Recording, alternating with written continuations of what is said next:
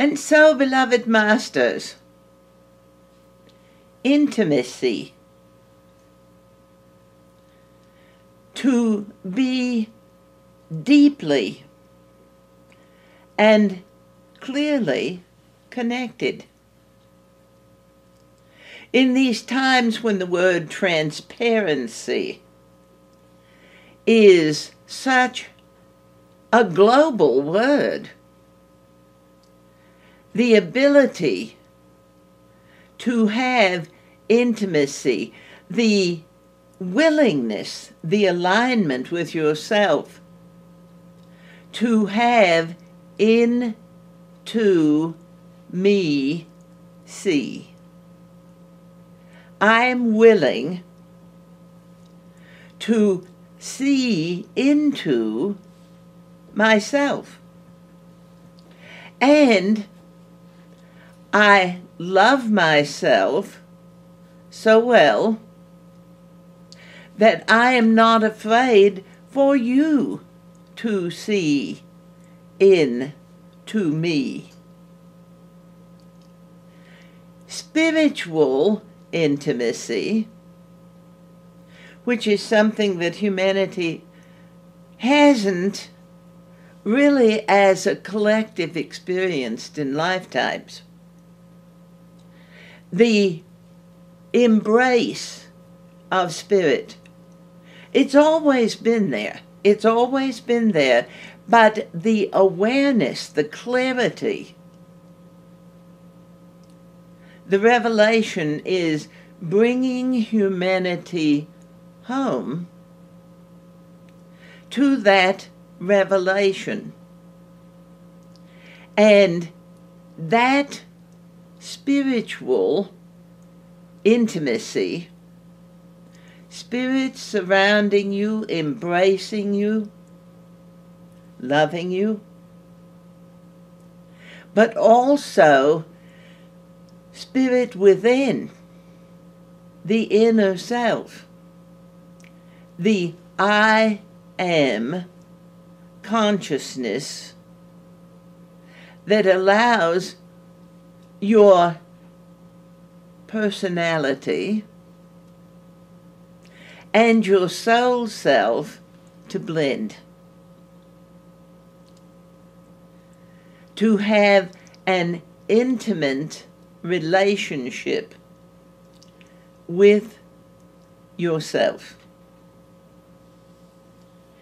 And a spiritual intimacy requires your own personal involvement.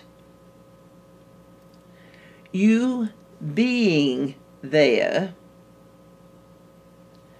with yourself, for yourself, embracing energetically who you are, so that the fear of lifetimes of illusion can melt away, almost as though each being has been encased in something like ice, in the resistance to know self.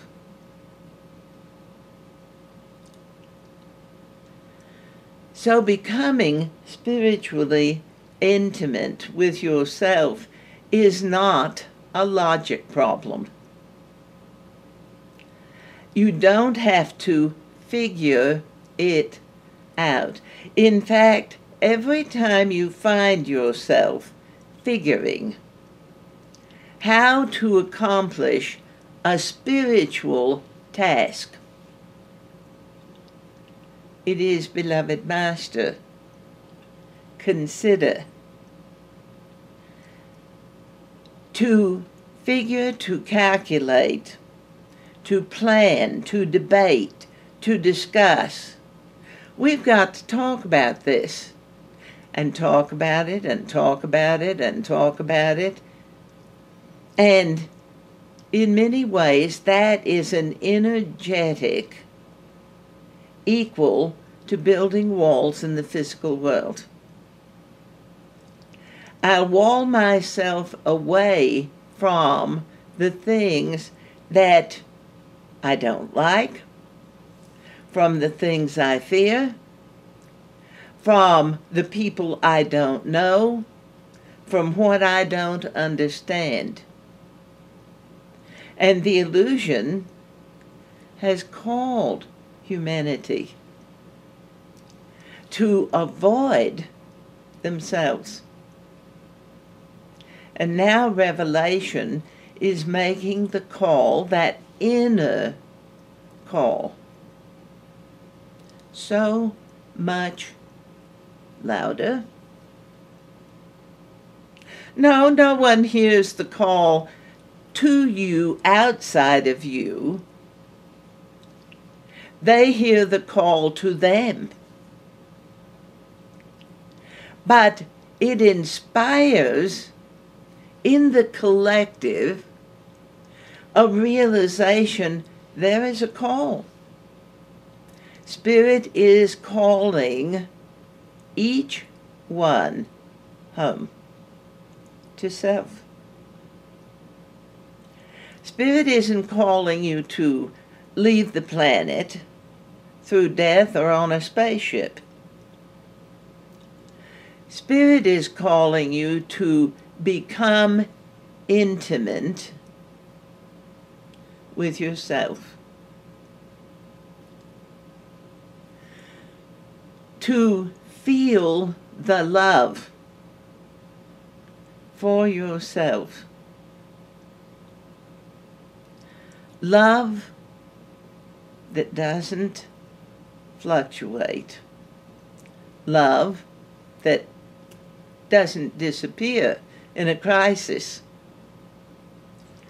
Love that is steady. It is dependable. It is credible. It is ethical. It calls you to live your very best self. When there is a choice, a Y in the road or a cross, where you must pick the next step, what your direction will now be. And the mind begins to calculate about distances to the next goal.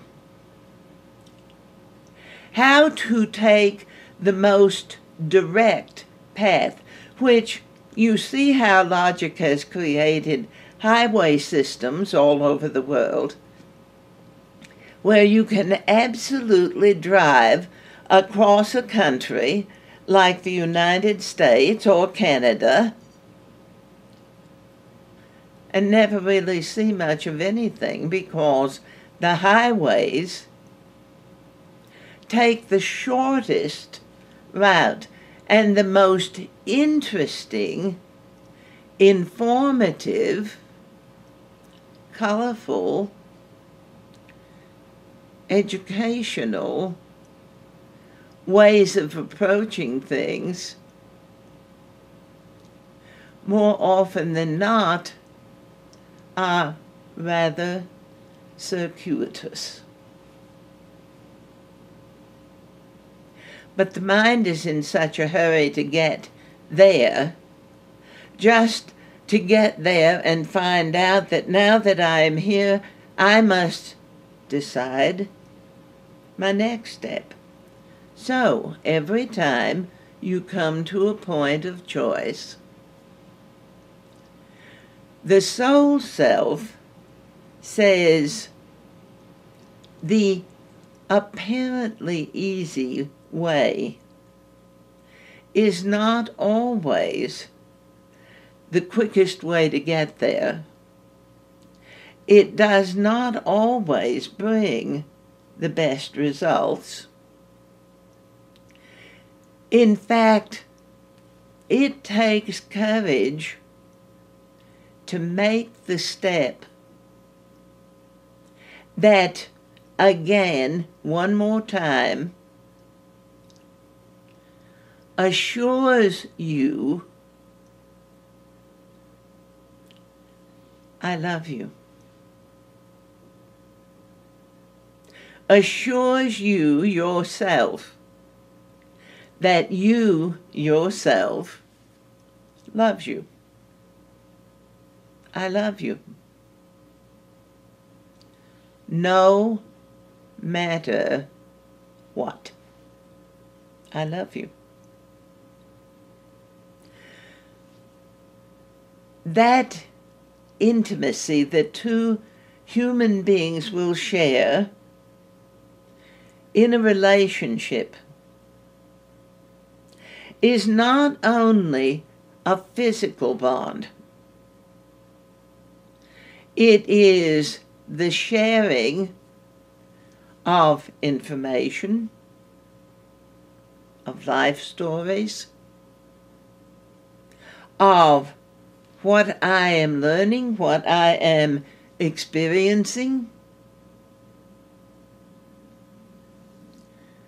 and the intimacy, that transparency that says, you already know who I am, so I can tell you more about myself because I am learning. And it isn't learning from an educational sense of, I read a book and say, oh, there's some great answers there. Let me tell you what you ought to do with your life. But I am becoming progressively more aware within myself. I feel. I have visions. Sometimes I don't understand those visions because spirit isn't literal. And the mind wants literal. Tell me what to do and I'll do it. And put the steps in a chronological order so that I don't have to consider where this particular step comes into the whole picture. But Spirit says, trust your faith. Trust yourself. Pay attention to the life experiences that you are having daily.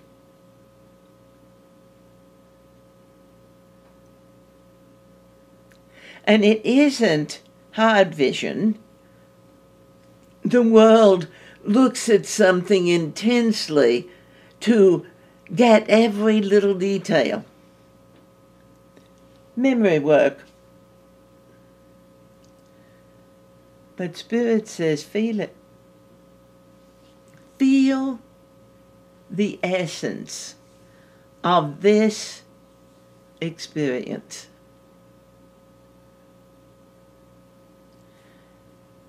I'm spending time with people I love to be with. Feel the experience. How you feel it. Pay attention.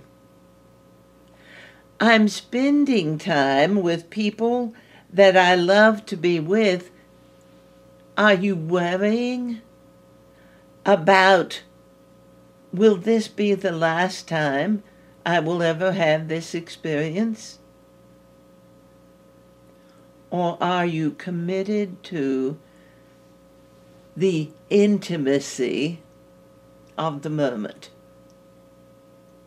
The embrace of the moment, the integration of yourself, living that experience.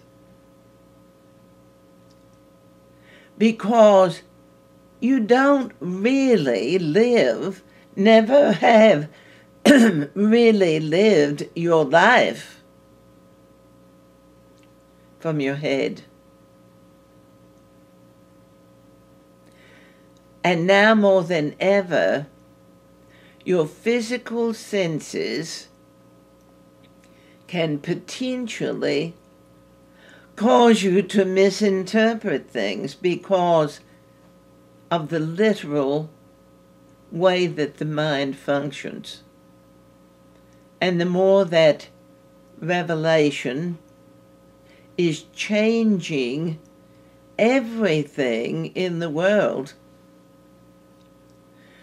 the more you are required to take the time to allow that intimacy with your own spirit, so that you don't quake in fear of a revelation, that you love yourself so well, you're interested in who I am, that you are willing to really get to know yourself in depth.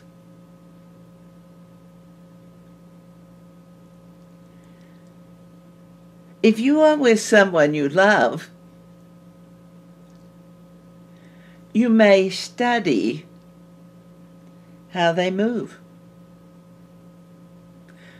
the sound of their voice, the expressions that cross their face, the look in their eyes, how they walk, how they think. You may just take in everything about them, attempting to capture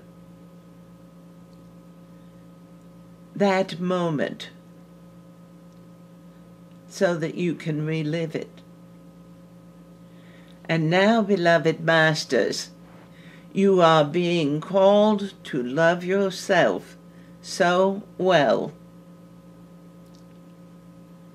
that even though you're not standing outside watching yourself, and this really is a thought behind a selfie.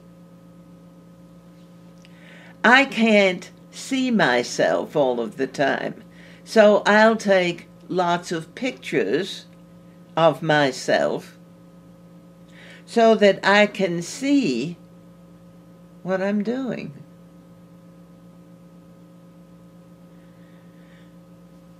But to feel within yourself how you experience life in these times is really more important than the visual,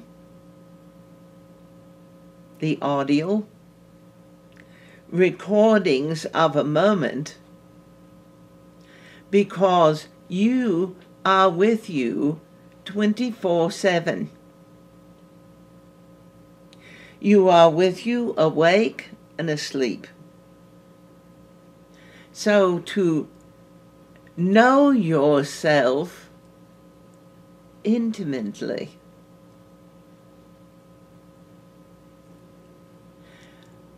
there are many people on the planet that have challenges, at least from time to time, about sleeping. And the ego mind wants to go to war over it. I've got to sleep, because if I don't sleep a prescribed number of hours, literal thinking, then I can't function, which is an unfortunate negative affirmation, because Everyone is changing. So, if you are not in deep, apparently unconscious slumber, then take the time in that time to experience a deep, intimate sharing with yourself.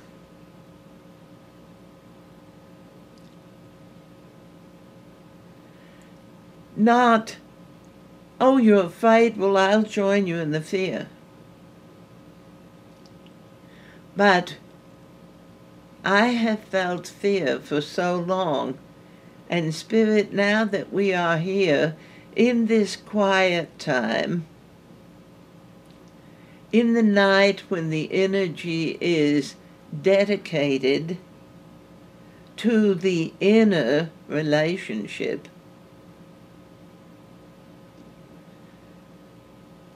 help me to understand myself much more clearly.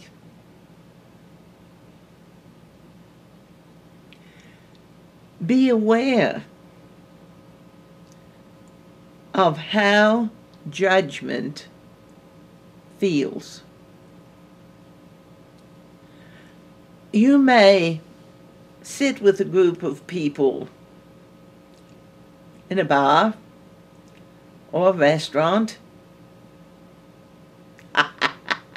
sometimes even at a church gathering, and spend a great deal of time indulging in judgments.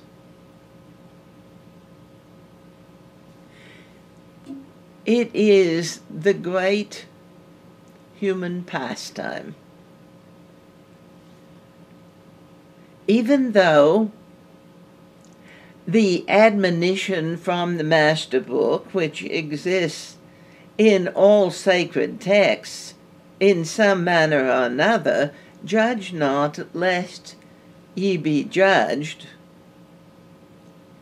And it may fall from the lips of someone who is the quickest to judge. The admonition, you mustn't judge others. But also, it carries over to you. To observe what people are doing definitely can be done without judgment, but it feels totally different within you, and playing mind games about it won't make any difference. If you spend an hour or two in a group that feels that indulgence in judgment is their divine right, you may find that as you leave, your stomach is not feeling very good.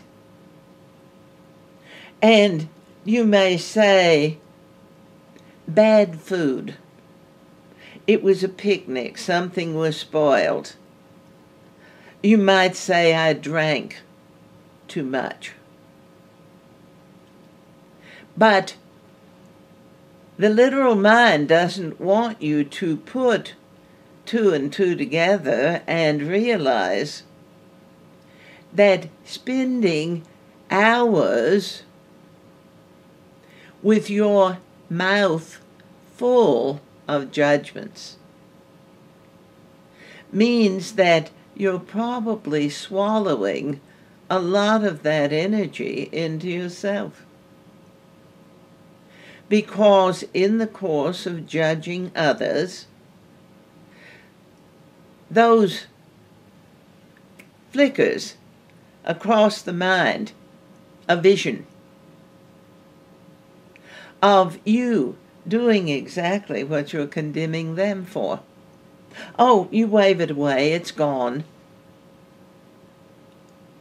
Or that sinking feeling when some particular subject arises and people begin to make sharp comments, and you know that you've been doing those things, engaging in that kind of activity. And it doesn't have to be something huge that society judges dreadfully. It can be anything that you personally know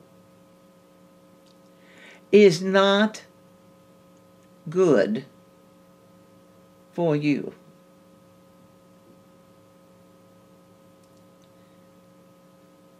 Eating too much, drinking too much, refusing to be good to yourself. And being good to yourself isn't physical indulgence, masters. Being good to yourself may be saying no to another drink. It may be saying, yes, I will consciously pay attention to changing a habit. Pick one. It isn't about trying to change all the habits that you know you would be best served to change all at once. The ego does that. You have to do it all at once, and you have to do it right now. And you have to be perfect at it because you only get one chance. But to say, yes, I will change one habit that I am very clear causes pain in my life.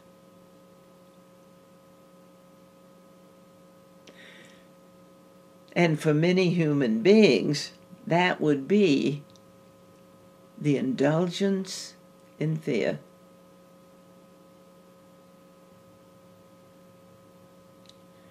The tendency to argue at every turn, to hold on to the worst possible outcome, or to discuss at length what to do if the worst things happen. But the ego likes to talk about things. It really does not want to take action, and it really does not want to change. It wants to talk about the situation. And more often than not, that involves going over and over and over old negative territory.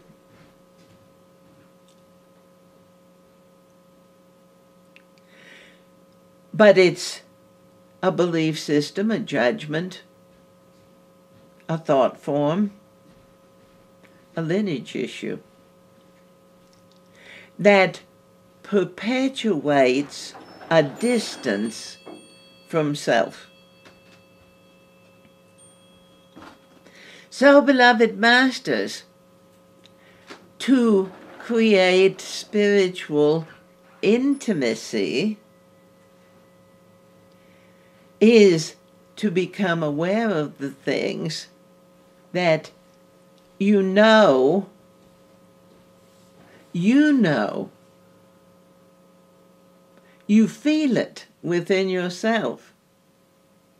You know it would be best to let them go.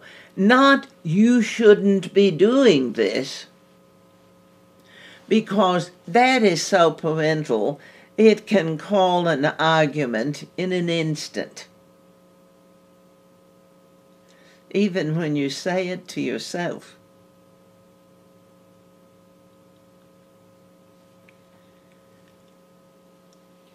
So, making very sure that you approach yourself energetically in love. Not ready to accuse, to pounce on yourself or someone else, gotcha, caught ya.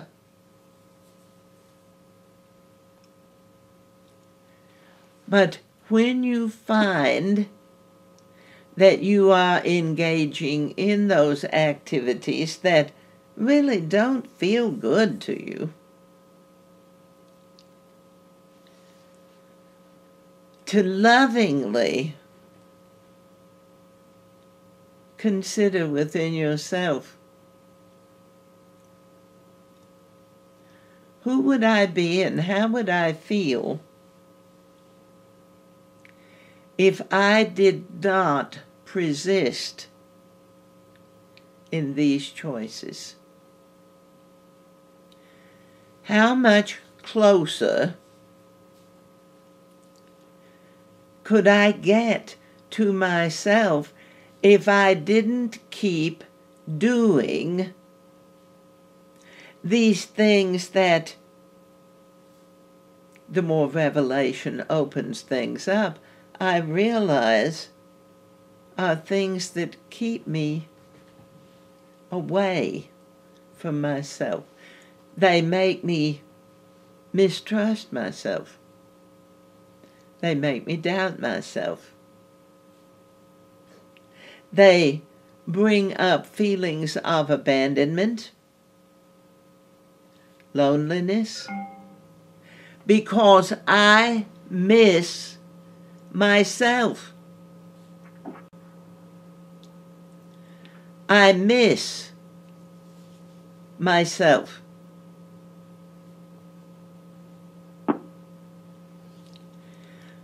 So, to have the spiritual intimacy that is so necessary for evolution, for ascension. No, if I do the right thing, I won't ascend instantly. No, masters. It is to forgive that belief system, which is another wedge that the ego mind has driven between humanity and their spiritual self.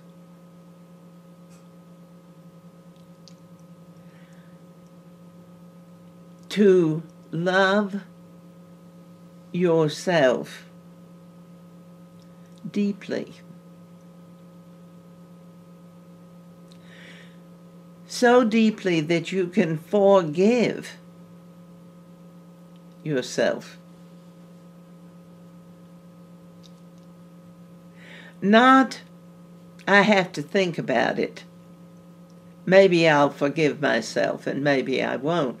Because you carry wounds through lifetimes from that withholding of love from yourself. After all, who could love me? Look what I've done.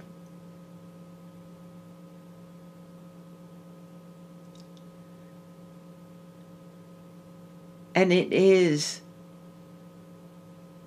humanity has engaged in many negative experiences to learn about life. Children experience, and they grow. They grow, and they learn from their choices. Change your vocabulary so that when you feel within yourself the pain of the words that you say to yourself, that you think about, the words that have been said to you, the words that you've heard throughout this life and many others, and begin within yourself. This is not about how I instruct other people for what they have to do. That simply perpetuates war and struggles and conflict. But to change the languaging that you use in your life.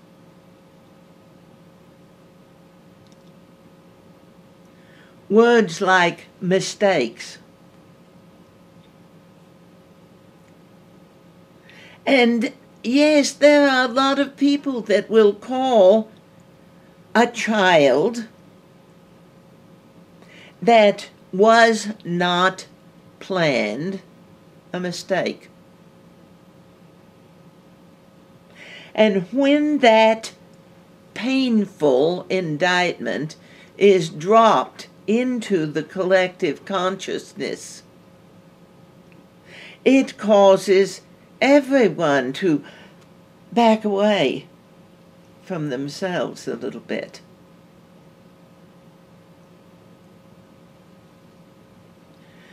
So consider how you design your life by the words that you speak.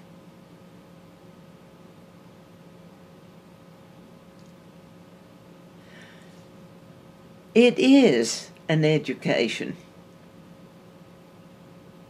but it's also a very intimate involvement in yourself, that you feel a word and that doesn't feel very good. And if it doesn't feel good to you, it probably doesn't feel very good to them either. So, change to a word that feels appropriate in the situation, but isn't a weapon. Look for words that are building words, rather than, I made a mistake. I had an experience that taught me new things about myself. And, oh yes, you can jump immediately to all the negative things you learned about yourself, but why keep going over the same old life patterns that you've lived that has brought humanity to pain? So, in this experience, the challenges that I met have made me stronger, have given me a clearer understanding of myself, have made me feel more capable, have given me a stronger sense of faith, have broadened my horizons, have assured me that I am not a failure. I am a divine, creative master.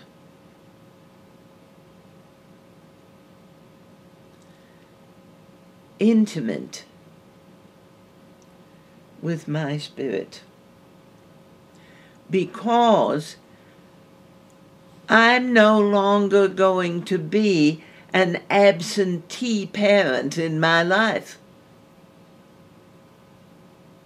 I'm going to show up for myself in every choice that I'm required to make.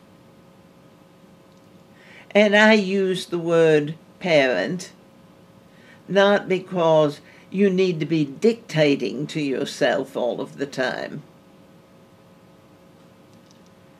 but because parenting in its highest, most loving frame is caring so much for who you are that you feel the love for yourself in your beingness. And as you feel that love that warms your belly, that causes your heart to swell, that love for yourself, that just as it is with the lover outside of you, you feel that desire to be with you,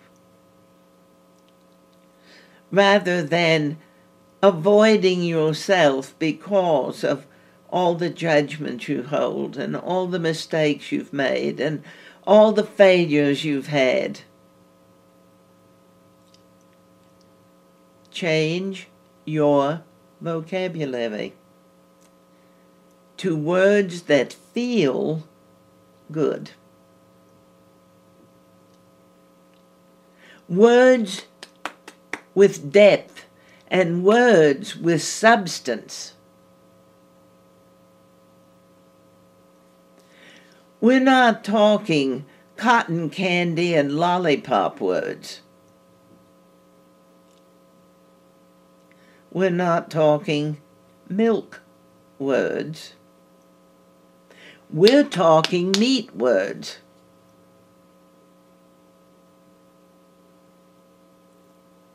Oh, we just lost a lot of vegetarians.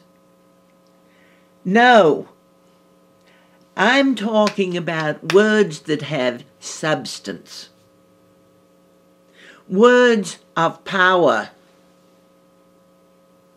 Not words of dominance and control over yourself or anyone else. Control is a device of the ego mind to keep war going. But words of substance, words that allow you to feel your power, not based on physical activity. I can lift more, run faster, spell longer words. I can stay on my feet for more hours. But words that lift you up, that make your heart sing, words that send the chills of truth all over your body.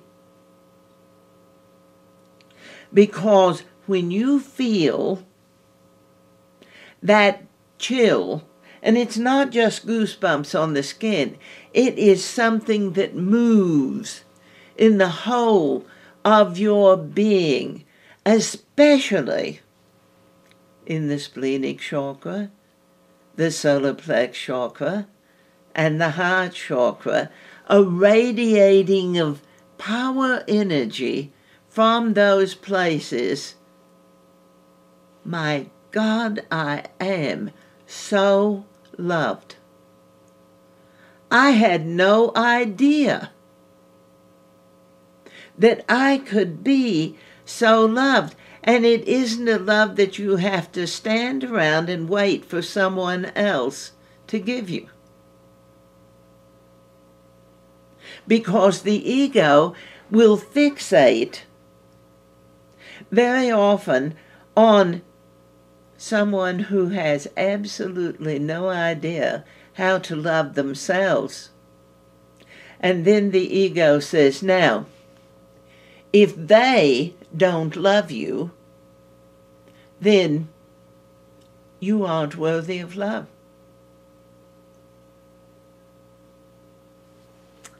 Another wall for the ego. But when you experience the spiritual intimacy because you are energetically involving yourself lovingly in your own life, it is a life-changing process.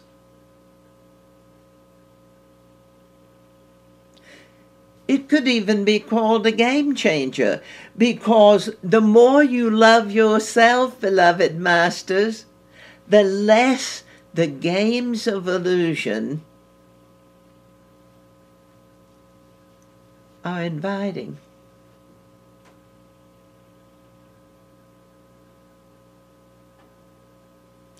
The less you need to play hard to get,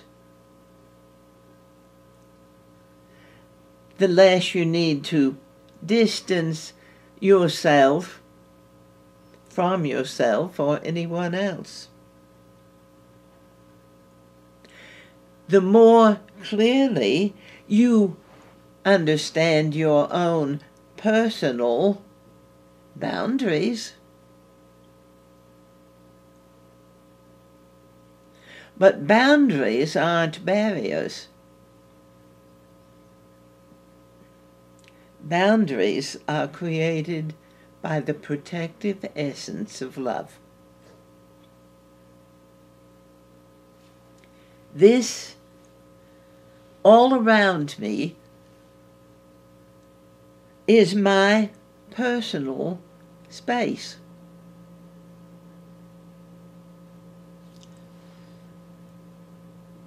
If you would come into my sacred space in love, I welcome you. But if you come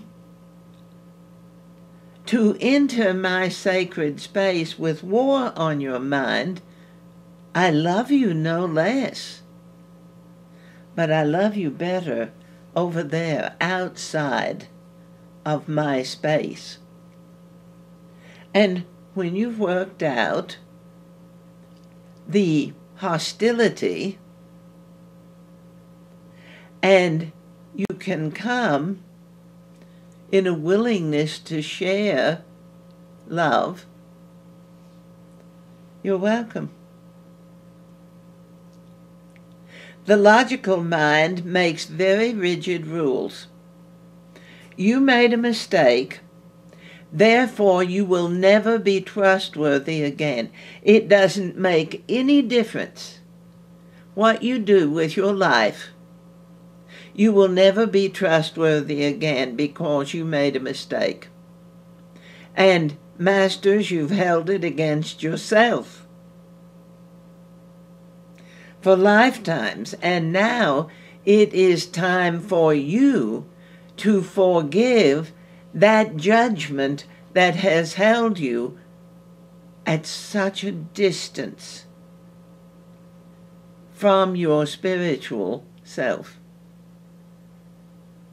Not because Spirit denied you, but because you chose to believe you were not worthy to come home to yourself. And yet, homecoming is that intimately personal acceptance in love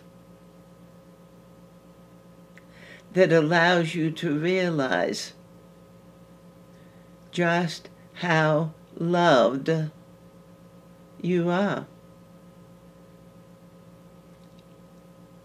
And the resistance of letting love in has really created the belief system that love is painful. I can't ever trust you again. I can't let you in.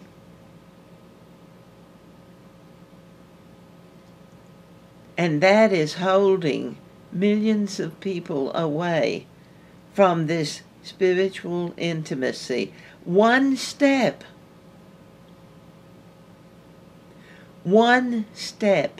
of forgiveness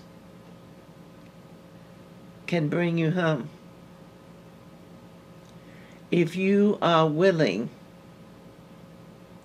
to accept yourself.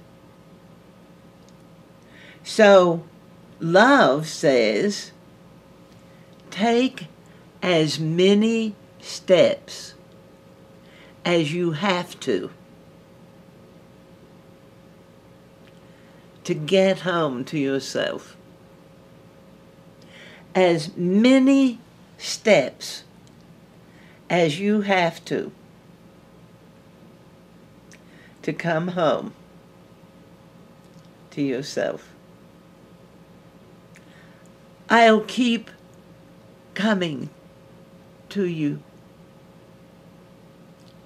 Come to me.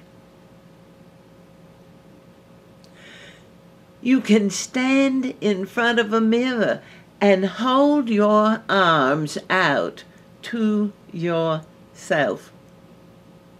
I love you. Come home.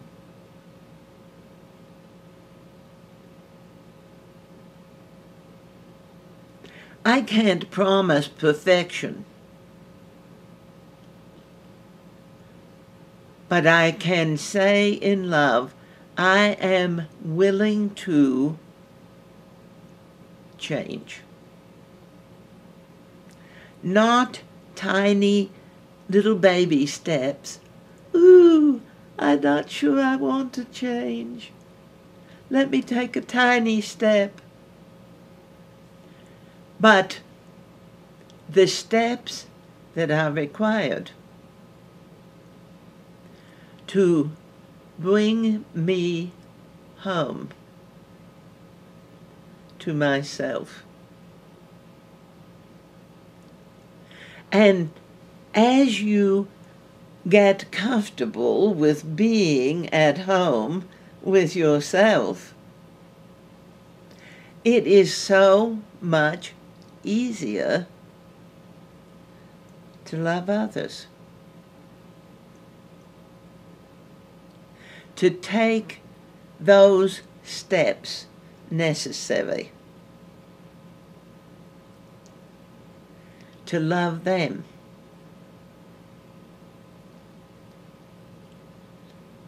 Love isn't compulsive addictive. Love has the courage to stand with itself and the clarity to understand I cannot do this by myself.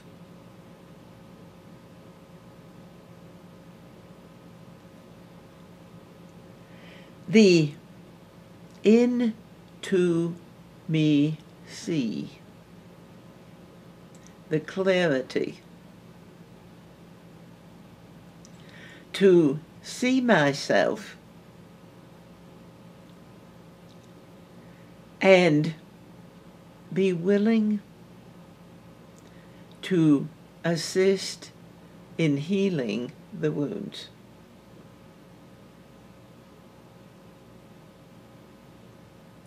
Involvement To heal the wound means you discipline yourself to talk about where I am going, what I desire to accomplish now. When the wound comes up, I love you. But we are not going to sit and tear the wound open again by talking about how and why it came to be. We are going to talk about how well-being allows us to have the life that we desire right now, while the wounds are healing.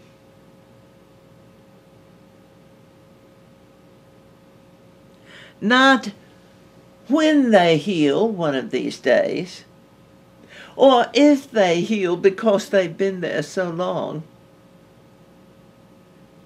but as in love, as I come home to myself and I stay with myself. It's not a trap.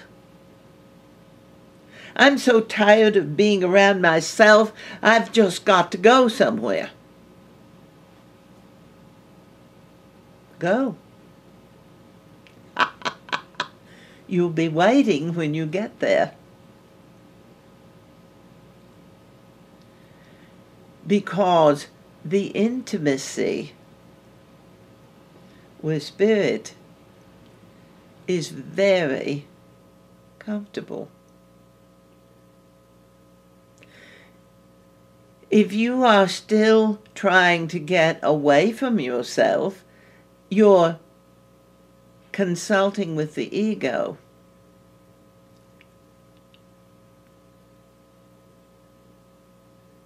You're consulting with your ego. No, I'm not. What do you think about? Do you think about ways to get rid of parts of yourself? Do you think about ways to get rid of your ego?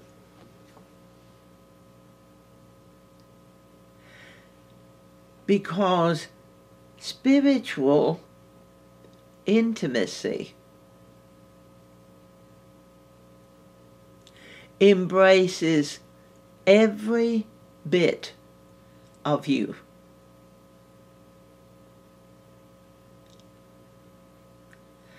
The things that are defined in categories of judgment in the world, the good stuff and the bad stuff. The spiritual realms do not define your life by those terms.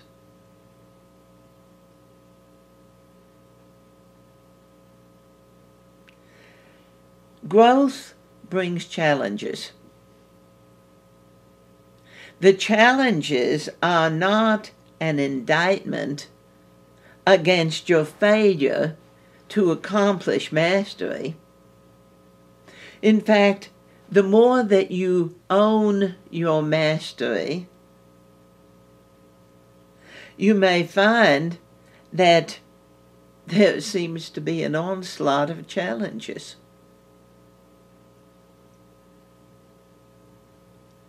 And they're not an attempt of the world or the ego to throw you off of your path or prevent you from forward motion. They're like questions on a test. What is your choice in this situation? The easy way out or the spiritual path? Well, I was told that the spiritual path is the easy way.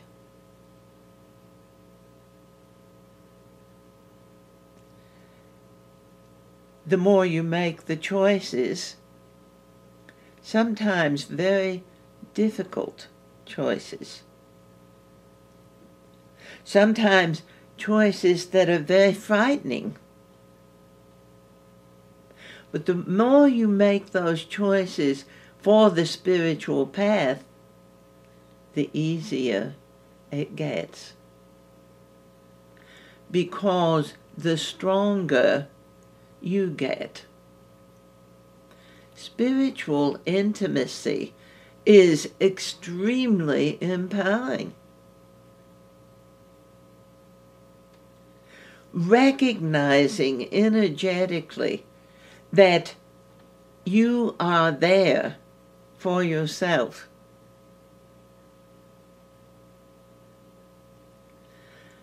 Helps you to remember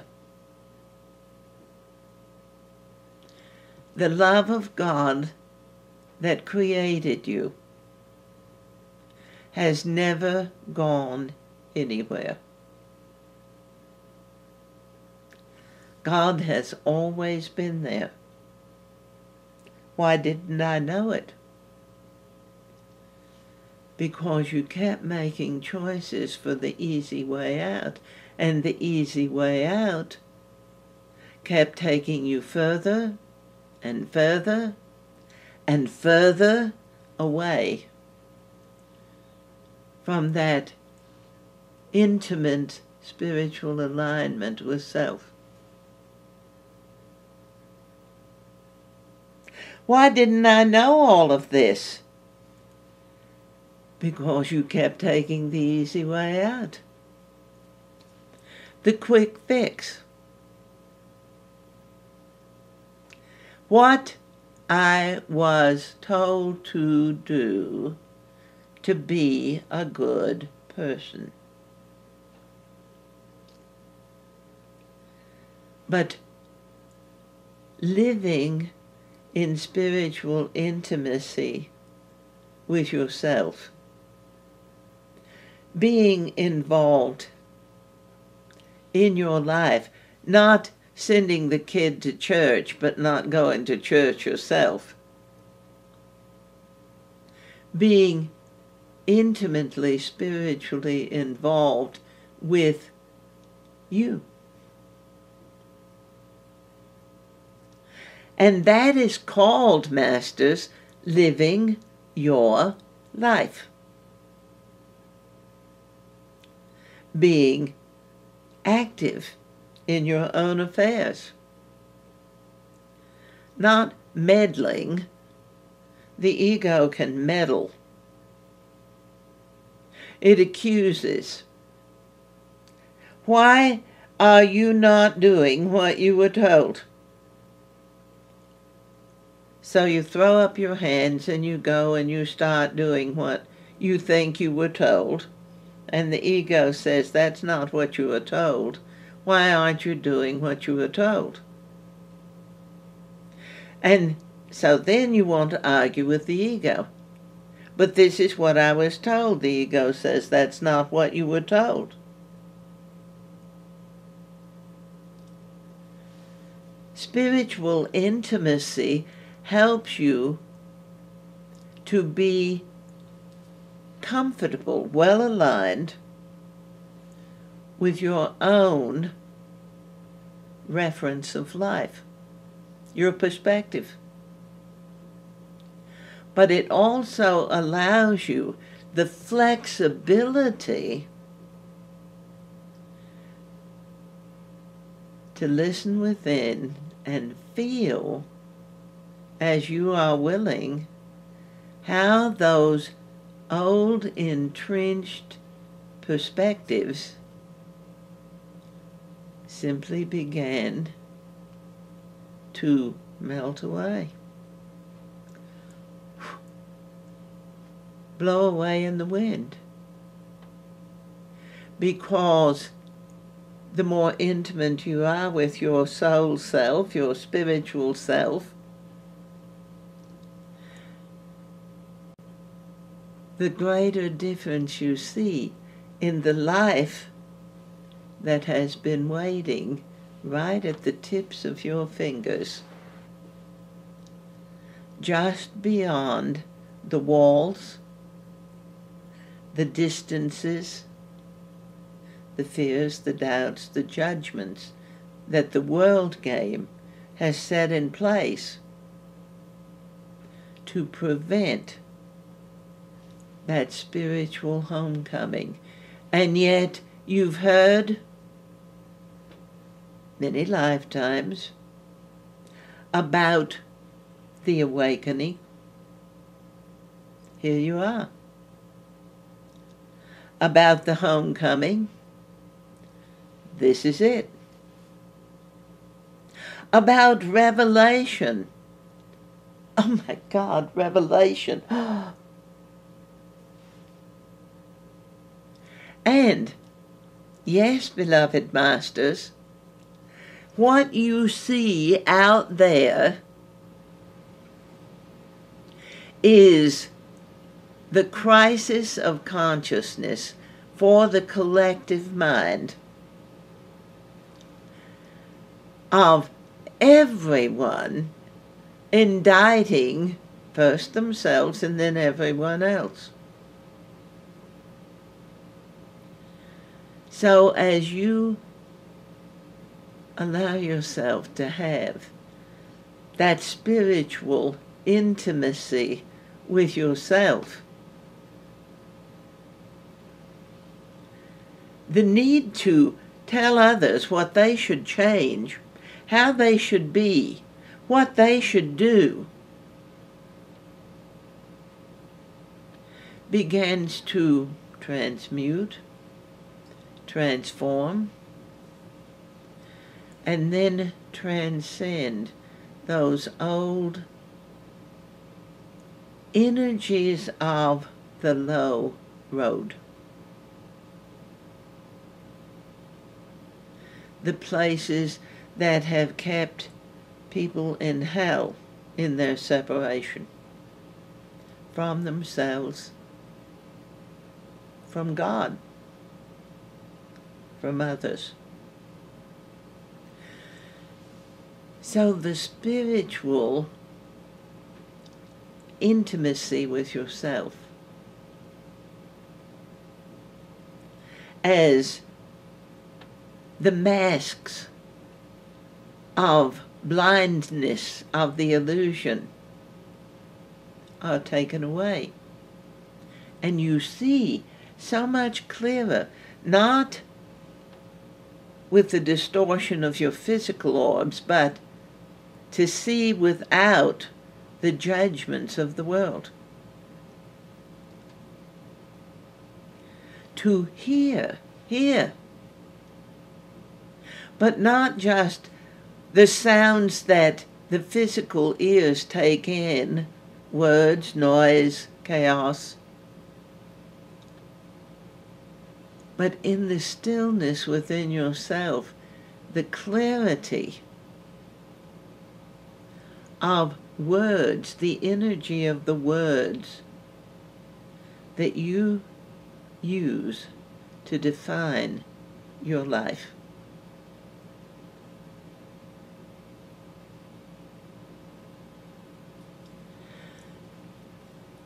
And so, beloved masters,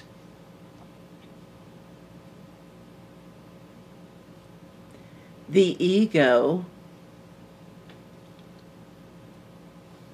begins to squirm because what I'm telling you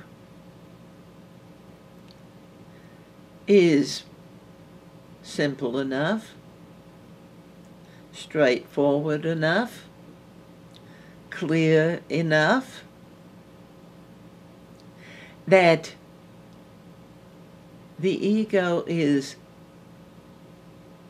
looking for something to get your mind away from what I'm telling you.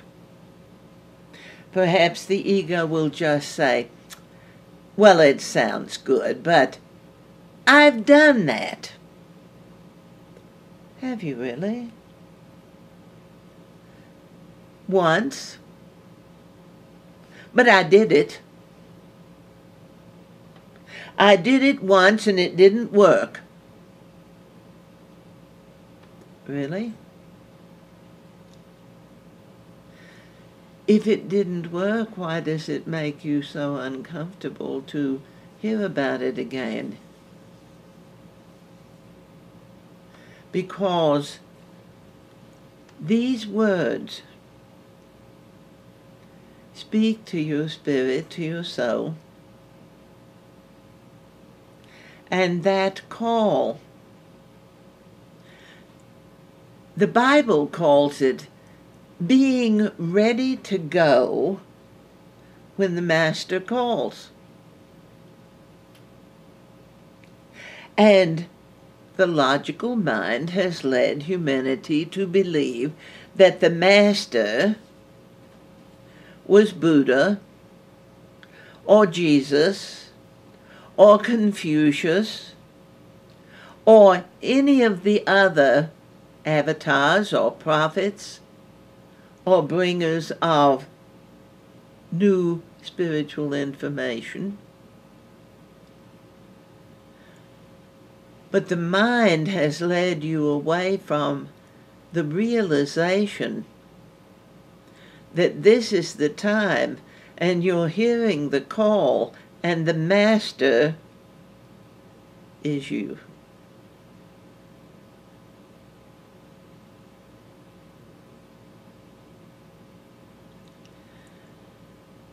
So perhaps instead of saying, be ready to go, which speaks to the mind of leaving here and going somewhere else, perhaps we should redefine that and say, be ready to come home, as the Master calls. Be ready to come home to arms that will hold you, to energy that will accept you, embrace you,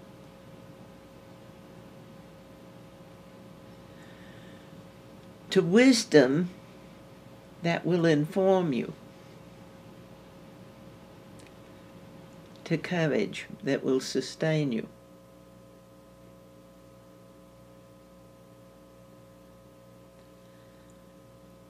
Perhaps to make your prayer, feel it.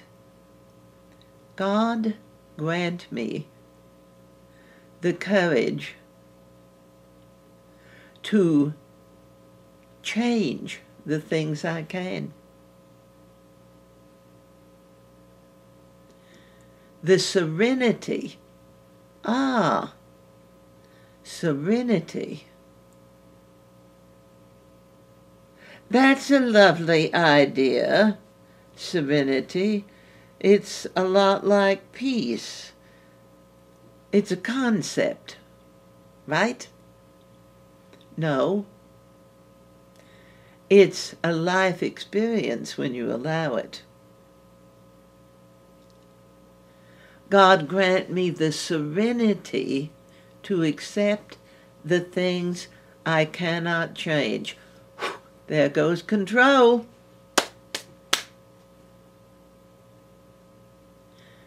And the courage, the wisdom, the serenity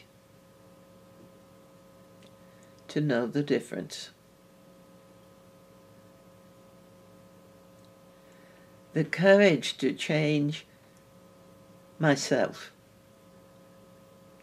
Because truly I am the one I can change.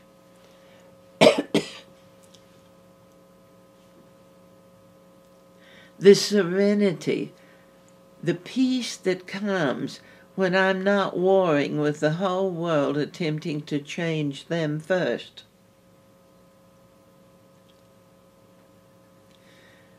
So that I can accept that there's a lot I can't change out there.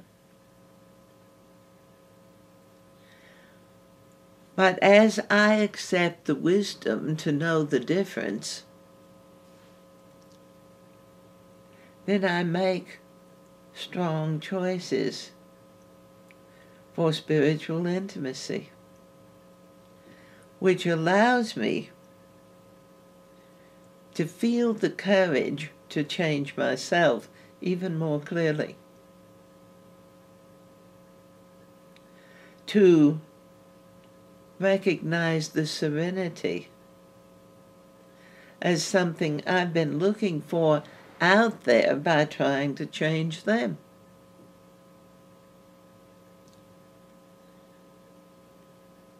And the wisdom to know the difference comes from this ocean of wisdom that resides energetically in your own sacred space.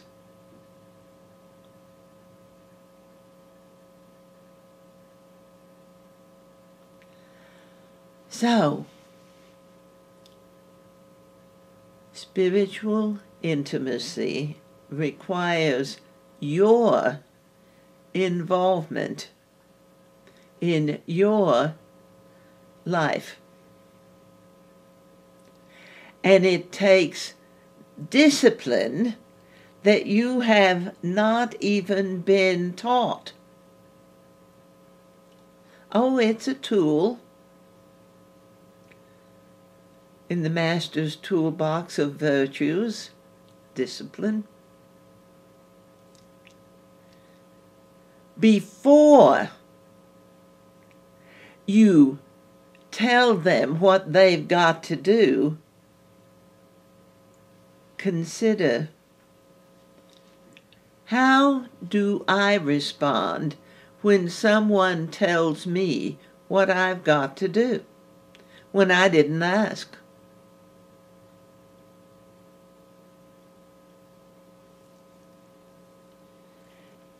And a suggestion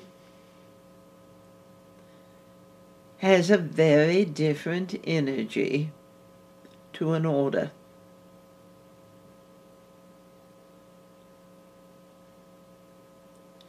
So feel the difference. Because if you have been ordering yourself around, then you may walk around in a high state of rebellion against your own orders. You can't tell me what to do, the ego says.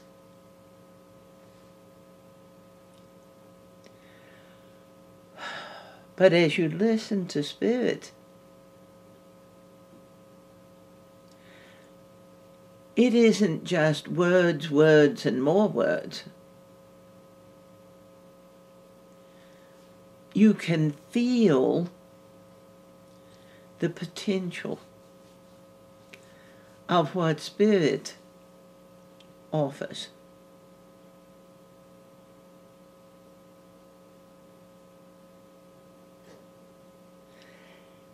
And your free will still can make the choices for the easy way out until you begin to realize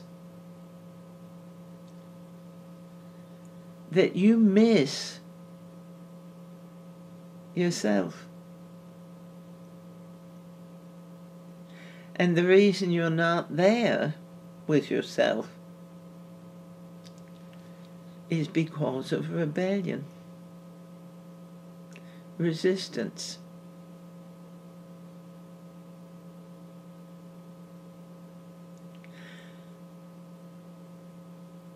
So, the courage to discipline yourself, to really feel what Spirit offers. And, oh yes, while Spirit is offering wise energy, not just words,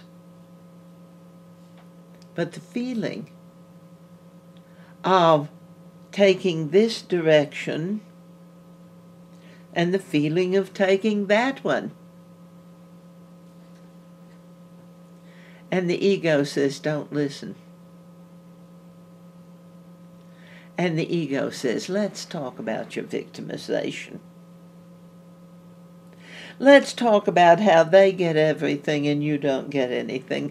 Let's talk about the bad stuff.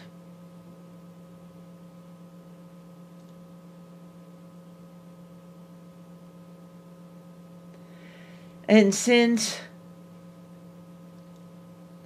we are talking about intimacy, a lot of those old entrenched patterns, they're painful. They've created wounds. And yet, over lifetimes, perhaps you've decided the pain feels good. What would I do without this pain? So I'll just keep stroking the wound. And even though it hurts, it is familiar. I can keep doing this. Because if I have to change, then I might have to acknowledge that pain isn't what I really want to live for. And so, beloved masters, the intimate, not just knowledge, but understanding of self.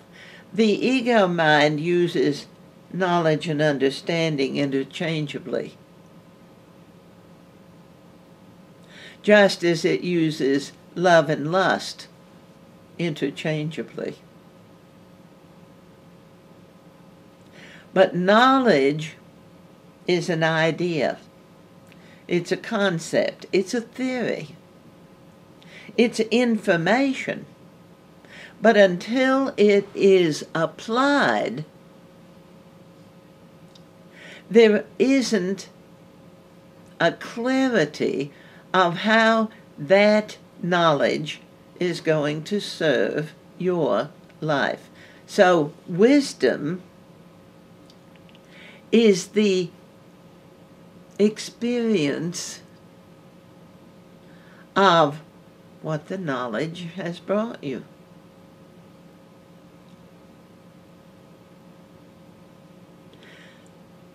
Knowledge and wisdom blended create growth. Knowledge in and of itself can actually cause things to begin to dry up. I know that. I know that. I know that. I know it all. You can't tell me anything I don't know. But that can become a dam to the flow of life.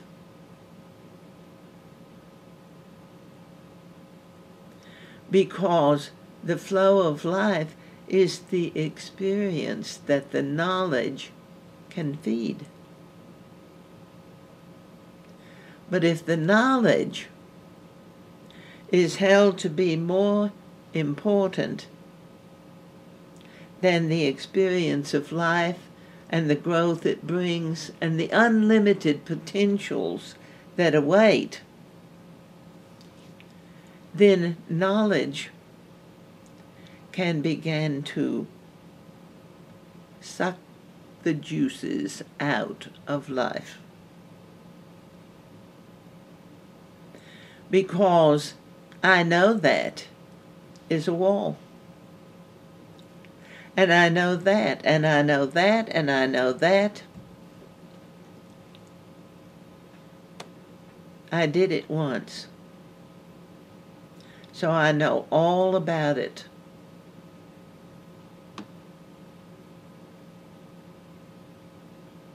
And it's a very handy distancing device. So the ego has encouraged the worship of the mind. To be smart. But to have a really innate sense of technology. To really be a master with it. What is hidden, what the mind doesn't want to acknowledge, is the intuitive understanding of spirit that allows a technician to be really good with the knowledge they have. Because people that approach technology with a purely intellectual state of mind can do a great deal. And their mind is brilliant. But when spirit is blended into that energy, then the brilliant mind becomes an astounding mind. Because it intuitively experiences things that logic would not allow it to touch. Because logic has rules. Rules that say that's as far as you go and you don't go any further. Why? Because you would upset things if you know more than I do. But what if I feel more than you do? Feelings don't matter. Feelings aren't real.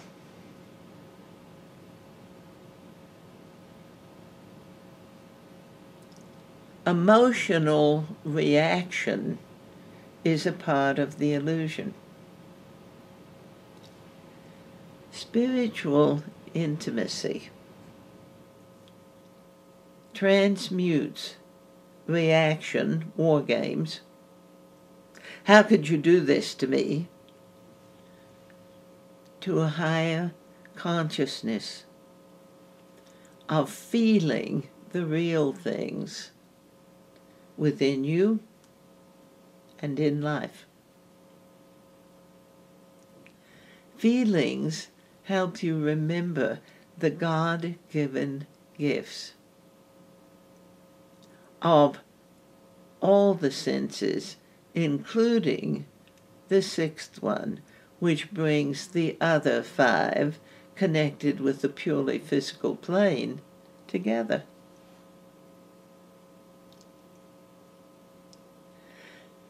So, being involved in the experience of your life, to feel, and yes, masters, it still requires, where is your focus and what are you looking for? Are you looking for the wounds? Are you looking for the failures, the malfunctions, the mistakes? Are you looking for the flaws? You'll find them. I can assure you.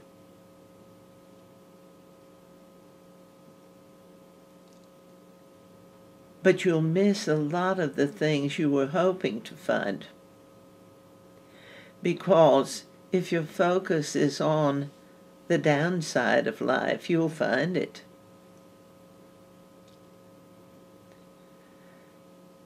And so often that easy way out just encourages a ghetto mentality.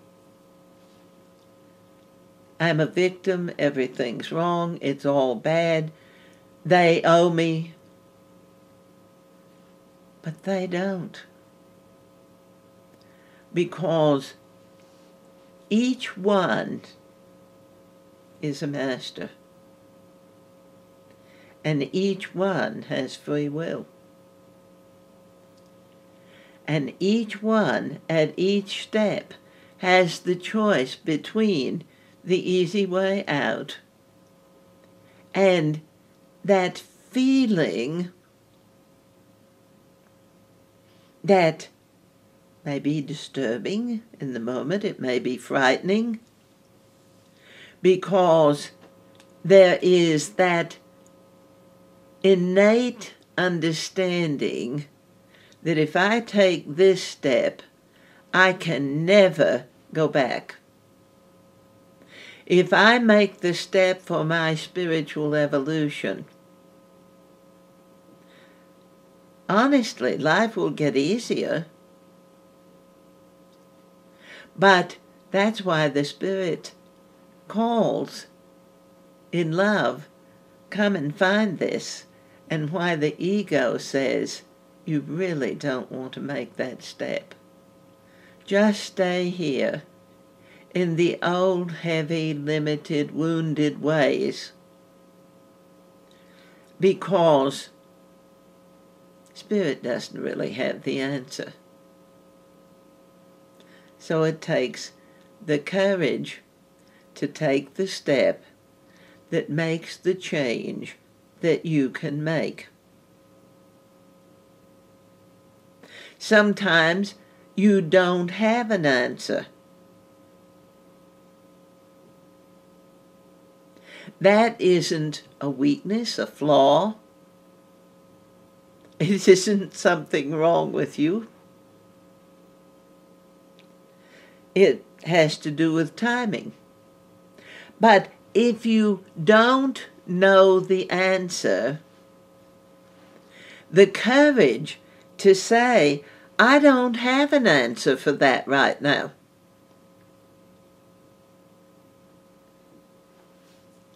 actually empowers that next step of spiritual evolution.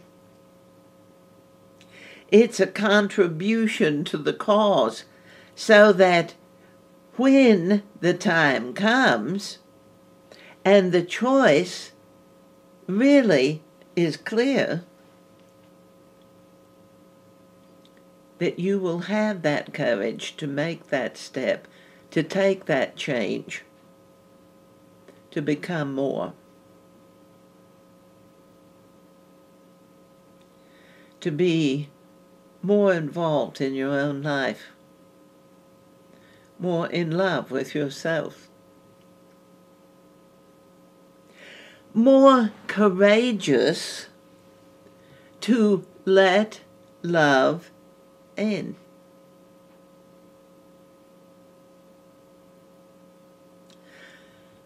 Neediness can allow control games to come into your life, because the neediness says you've been pointing fingers at other people's control games and not attending to your own. Because when you discover what your control game is, then you can begin to change your focus to much more positive words, actions, deeds.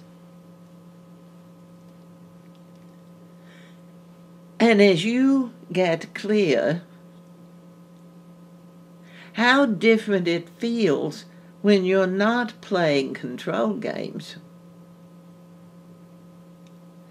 you also can so much more easily identify the control games of others.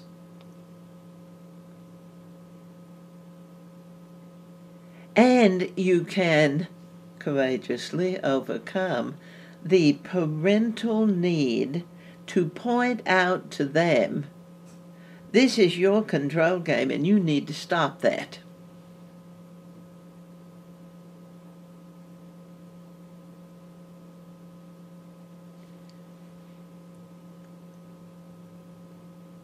When you really consider the words of the master Michael Jackson's song, I'm talking to the man in the mirror. I'm asking him to change his ways.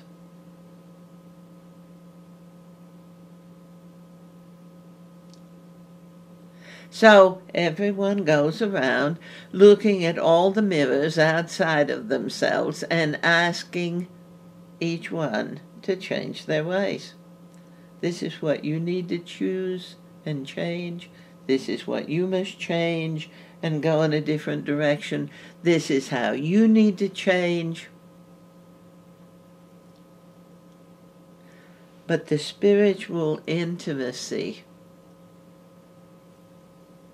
helps you to realize that every mirror that you think you should tell they need to change is simply calling you to consider, as I change, only then can the mirror change. Because mirrors simply reflect what's standing in front of them.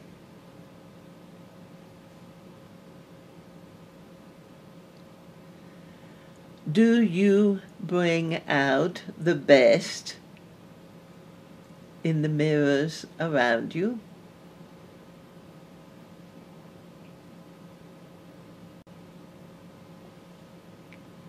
By being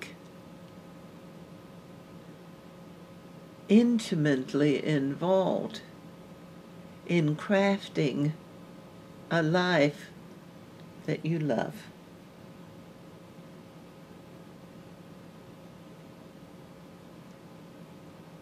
It isn't about doing, because very often that is putting your focus out there.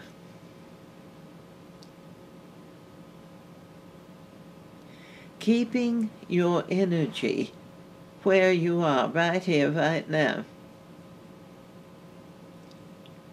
And paying attention to the absolutely compulsive demands of the ego. I've just got to tell them what they need to be doing. I've got to take a stand. I've got to argue my point. I've got to. So, you're seeing the absolute outrageous conflict of over 7 billion people saying, I've got to do whatever crosses my mind.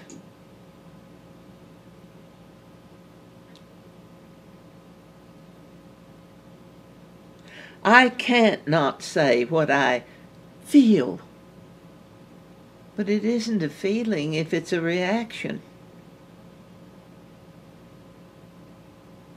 Hate is a reaction. A very toxic, vitriolic reaction. It's destructive to everyone.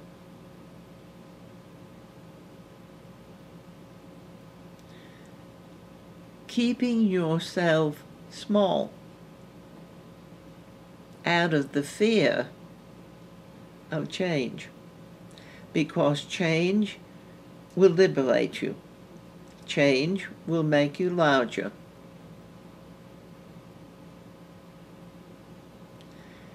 And the ego is very fearful that you will outgrow it.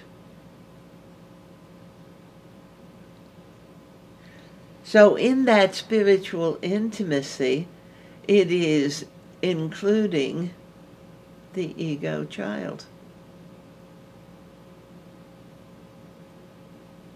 Forgiving all the judgments about stepchildren and other people's children and orphans and what's wrong with these. And there's so many cruel indictments that are made against those that the ego doesn't see are pure enough to belong.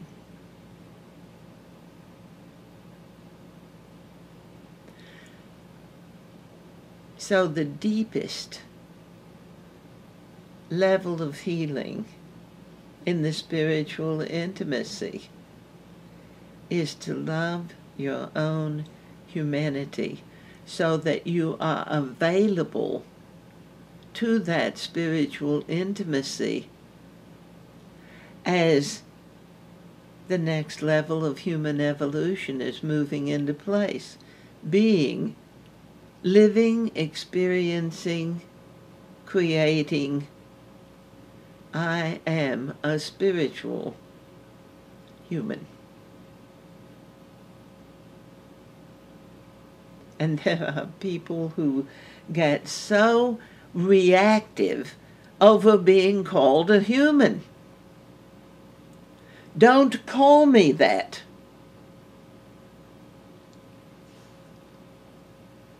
And yet they don't particularly like being called an alien either. And every human that's here came from an alien line.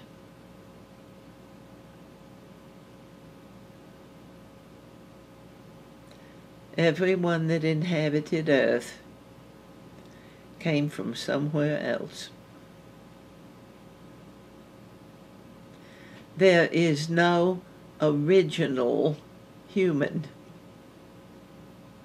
Not just because millions, billions of years have passed, but because when the inhabitants of this planet began to be here, they came from somewhere else. Other solar systems, other star systems, other universes, other universes.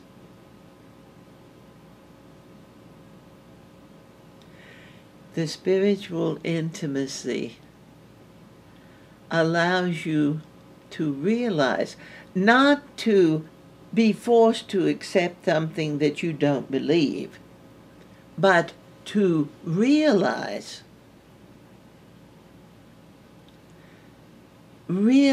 from the Lord God of your being, there is so much more to you than you have dared to even peek at. And there is so much more to all of this than the finite mind could even begin to accept.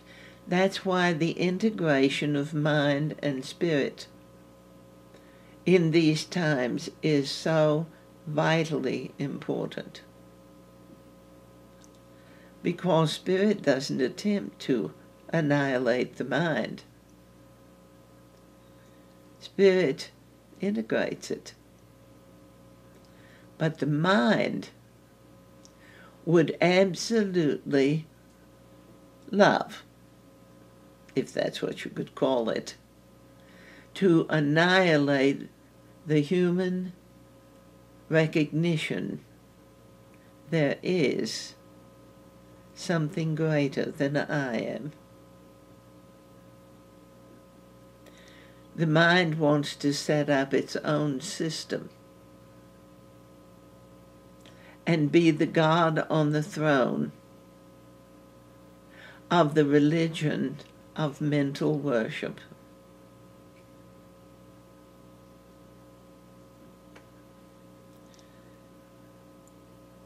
God created in love, and all that God asks is that you love back, that you return the love, that you make it a circle.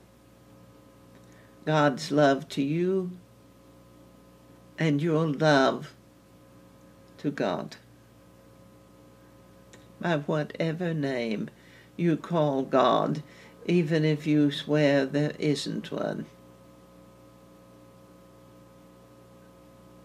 Let the love in.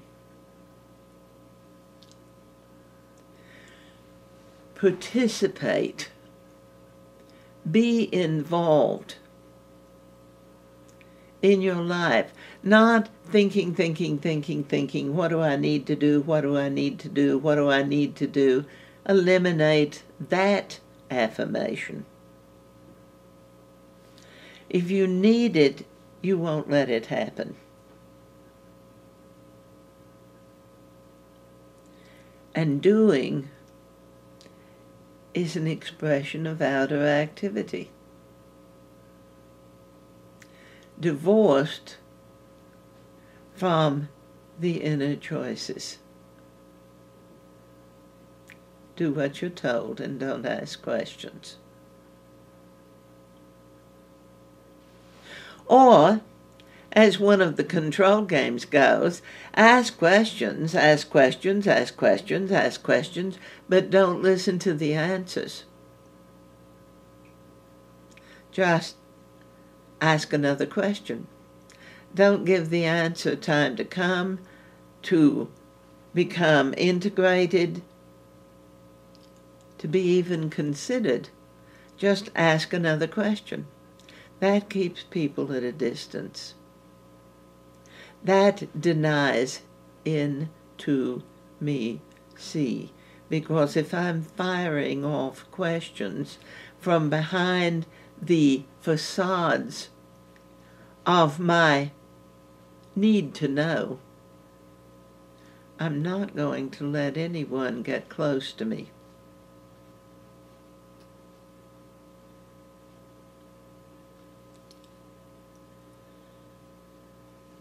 To be smart is an honor, but it is not a superiority state. To be smart is certainly something everyone deserves, and yet intelligence takes as many forms as there are people on the planet. And a lot of the judgments about how people don't measure up really come from an indictment that they're not as good as I am. Or I need to point out that they're not as good as I am, so that you will see how superior I am. And there are world leaders on the stage in this time that use those definitive tactics. No one is as smart as I am.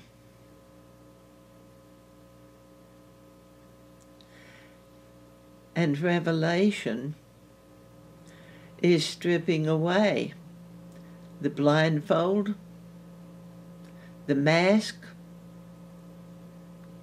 the elusive garments, so that the activities that have been going on behind the scenes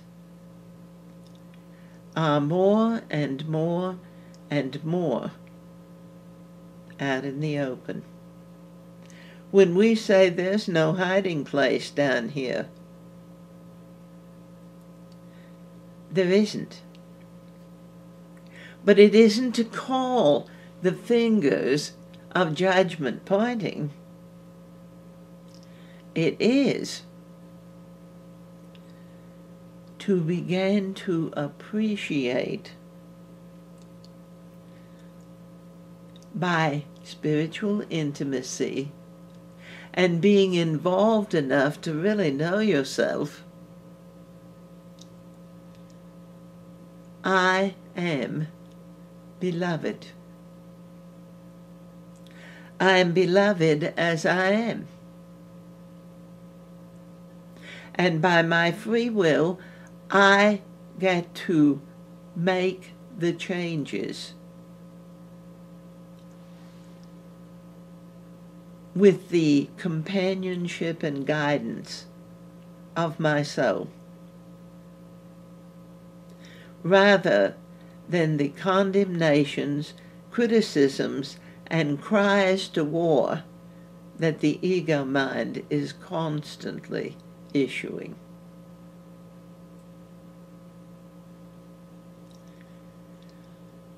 So, dearly beloved masters,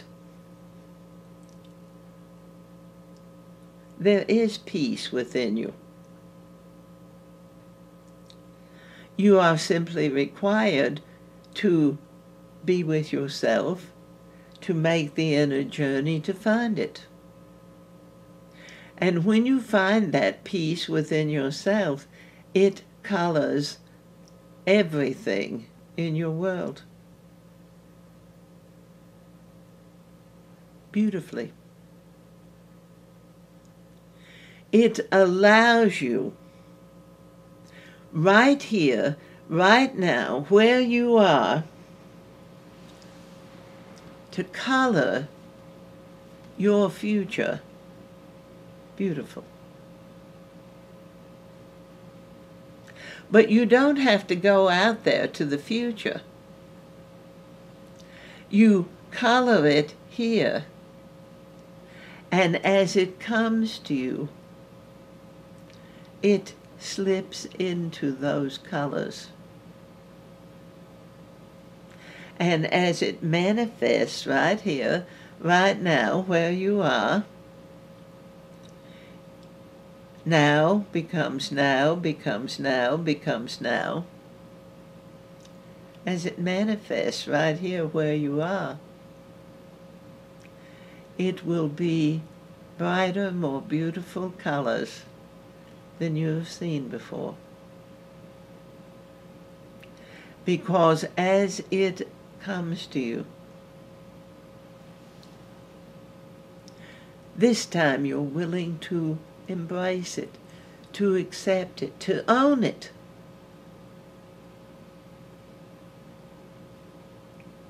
And to honor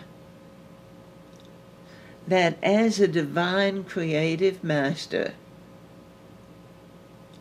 you truly do create your own world.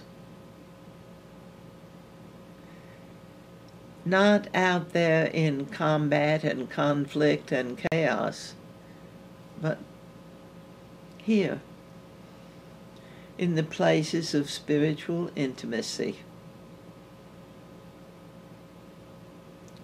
You recreate and therefore rise up over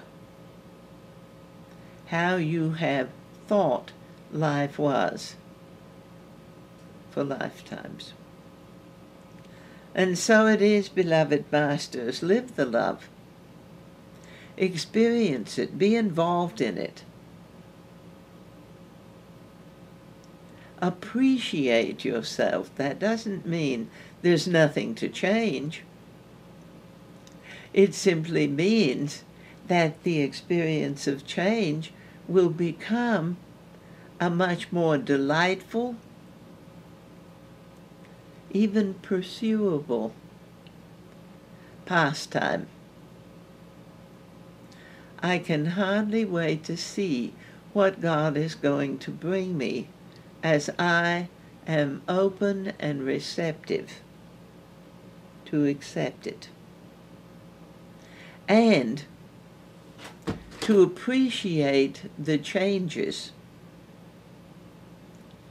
that good will make, within and without, in my life. You are, beloved, everyone.